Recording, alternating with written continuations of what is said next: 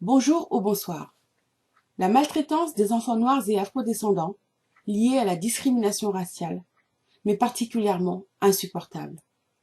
Car contrairement aux enfants des autres communautés, qui sont plus protégés par leurs parents, qui sont plus solidaires, plus organisés, plus argentés et surtout plus vindicatifs, nos enfants à nous sont facilement jetés en pâture.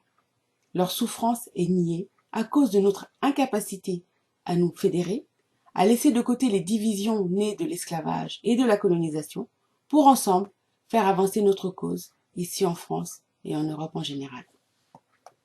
Je refais donc une vidéo sur l'agression raciste qu'a subie Chloé au sein de l'établissement scolaire qu'elle fréquentait, car les développements attendus se réalisent bien, mais un autre, plus gênant, a eu lieu, et je voudrais en parler. Comme il fallait s'y attendre, la machine à renversement accusatoire est lancée. Pour minimiser le drame de Chloé, on dit maintenant qu'elle a menti, et on attaque aussi sa maman qui, par désespoir, a fait l'erreur de communiquer l'adresse du proviseur de cet établissement. On dit donc que ce proviseur a reçu des centaines de menaces de mort. Il faut bien sûr les croire sur parole. Alors que la dimension raciste de l'agression de Chloé est remise en doute, on apprend que les enregistrements de la caméra de surveillance de l'école, seul juge de paix pour établir de manière définitive et incontestable la vérité dans cette terrible histoire, n'avaient pas été conservés le 16 décembre pour enregistrer les événements gravissimes survenus la veille 15 décembre. Personne n'a eu le réflexe d'éviter l'écrasement de ces enregistrements, alors que quelque chose de si épouvantable et inédit est survenu dans l'établissement. J'avoue prendre ces menaces de mort à l'endroit du proviseur avec beaucoup de méfiance. D'une part, parce que connaissant notre communauté, je sais notre grande capacité de résilience, car depuis des siècles, nous subissons des attaques de toutes parts, sans avoir jamais rendu de coups, ayant la même puissance dévastatrice que ceux que nous avons reçus. D'autre part, parce que nous vivons une époque où des officines spécialisées paient des agitateurs pour attiser des tensions ou étouffer des scandales. Qui nous dit que derrière ces menaces de mort, il n'y a pas des gens qui agissent sur commande? Un autre angle d'attaque pour discréditer l'action de la maman de Chloé sont les insinuations douteuses sur sa cagnotte.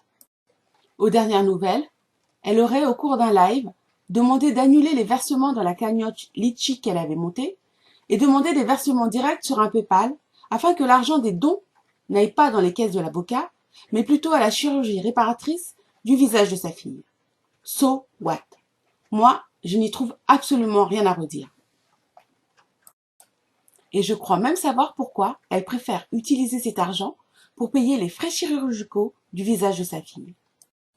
En effet, ayant la peau noire, Chloé risque de faire des cicatrices à kéloïdes. Et je parie fort que l'équipe qui l'a recousue le 15 décembre dernier n'avait pas forcément la connaissance de cette spécificité des peaux noires. Les sutures doivent être faites d'une certaine manière pour éviter le résultat qui défile sur l'écran. Donc, oui, sa maman veut éviter que le visage de sa fille soit défiguré comme ça. Son âme a déjà été durement affligée par la méchanceté de ses camarades pour ne pas avoir à porter sur son visage aussi les conséquences de cette méchanceté le reste de sa vie.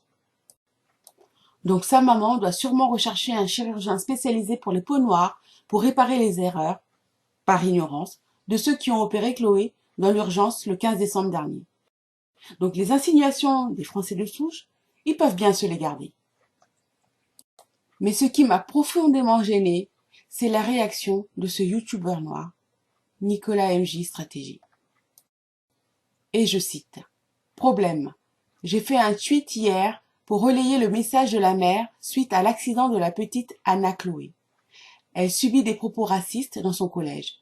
Mais j'apprends que la maman lance une cagnotte de 30 000 €. Je trouve la somme vraiment disproportionnée par rapport à l'affaire. On est en France, les soins de la petite sont pris en charge. Et la justice n'a pas un prix aussi élevé. Vous en pensez quoi? Qu'il ait parlé d'accident plutôt que d'agression, c'est lui qui voit. Mais c'est quoi le projet en critiquant la cagnotte? Pour les frais médicaux de base, oui, on est bien pris en charge en France. Mais pour une chirurgie spécialisée comme celle visant à éviter la formation de kéloïdes, ce n'est pas forcément le cas, et ça Nicolas MJ Stratégie ne le sait pas forcément. De plus, il ne semble pas non plus savoir combien coûtent les services d'un très bon avocat dans ce genre d'affaires. Car sans bon avocat, aucune chance d'obtenir reconnaissance du délit ou du crime qu'on a subi, et encore moins, bien sûr, d'indemnisation. Parce que je vis le drame épouvantable d'avoir vu ma sœur Astrid assassinée et brûlée en Corse, je sais comment le système judiciaire français fonctionne. Quand nous avons recherché un avocat pour nous représenter dans la procédure pénale que nous voulions lancer pour rechercher les meurtriers d'Astrid, voici les conditions qu'un premier avocat avait posées pour prendre le dossier. Et je précise qu'il ne s'agit pas de maître Dominique Penin qui nous assiste actuellement. Cet avocat voulait 7 000 € hors taxe de provision pour commencer. Il voulait également le remboursement de ses dépenses si, dans le cadre de l'affaire, il était amené à se déplacer en Corse. Sauf que monsieur prévoyait d'aller à l'aéroport en taxi, prendre l'avion en première classe, être logé dans un hôtel 5 étoiles, pouvoir manger dans un restaurant de même standing, donc 5 étoiles, et pour se déplacer sur place, louer une voiture. Il n'a juste pas dit de quelle gamme. Mais vous vous doutez comme moi qu'il n'allait pas louer une Clio. Donc Nicolas MJ Stratégie, les frais de procédure peuvent être très élevés en France dans ce type de dossier. Donc cette question à tes abonnés était vraiment très maladroite. Sans le vouloir, tu as adopté la même posture que ceux qui veulent discréditer l'action de la maman de Chloé, car ils veulent sauver le racisme et empêcher que la vérité n'éclate. Dans le même temps, l'institution scolaire, elle, ne va pas regarder à la dépense pour sauver son honneur. Elle va, avec nos impôts, mettre un très très bon avocat sur cette affaire pour échapper à sa responsabilité. Donc 30 000 € de cagnotte pour la maman de Chloé, ce n'est pas exorbitant. Même si en tant que victime, elle pourra bénéficier d'une aide juridictionnelle, ce ne sera pas suffisant pour motiver l'avocat qui prendra son dossier. Mais j'ai quand même été soulagée, car à la lecture des commentaires de tes abonnés, beaucoup ont eu la même analyse que moi. Peu importe le montant de la cagnotte, le principal est que la petite soit bien défendue.